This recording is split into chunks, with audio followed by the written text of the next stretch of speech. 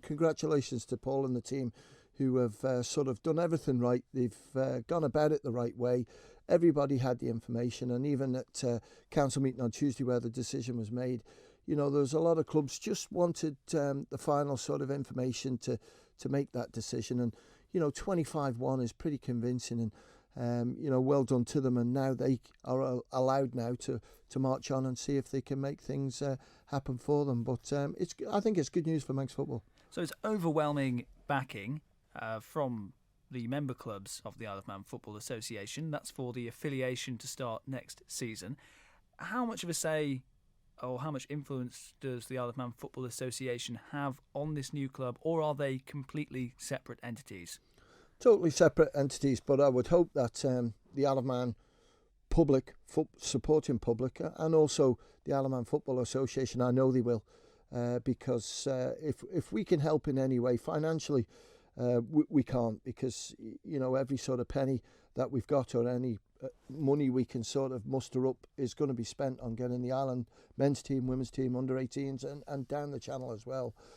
So it's really good to see, and you know, it's just one of those. It's the people have got to buy into it. One thing that's always sort of disappointed me is, you know, when we have Island games, and since Paul's been in post, he's had some terrific opposition for us on the island, and we never really sort of, I think, showed our faith in the players, because there's a good team. It's a changing team, because, you know, before it was a lot of the St George's players, and you know, people sort of didn't buy into it because a little bit envious of what St George's were doing in the you know, in the league over here on the Isle of Man.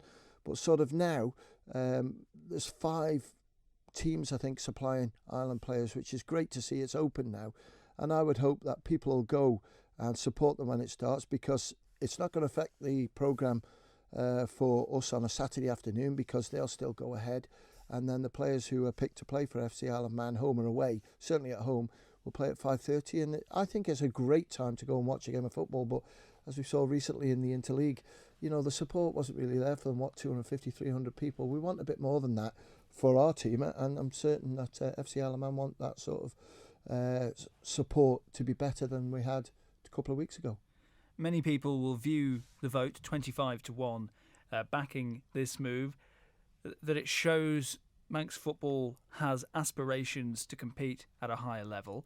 And Paul Jones, if you heard him in the clip just then, they start 10 leagues below the Premier League. They want to reach a professional league in 12 years. That shows that the ambition is there as well.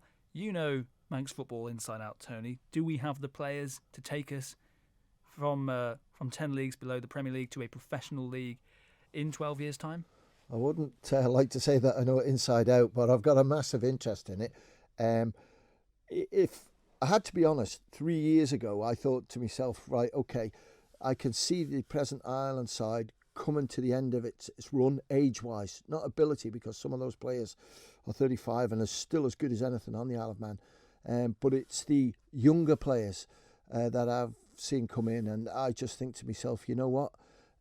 I think there's some special players coming through here. I'm not saying that's why Paul's pushing it, because, you know, Paul's always been ambitious. He's been arguably one of the best Island managers that we've had. I've got to be careful there because my good friend Steve Burns managed him, but I think it's just been absolutely brilliant to see that Paul has left the door open for anybody, whatever age, and it's great to see. So I think it's a good time to do it. You know, it's going to be a lot of hard work. Paul knows that, but he's got a good group around him, and hopefully they can reach that ambition in 12 years' time. Be playing in the Premier League. It'd be nice, wouldn't it?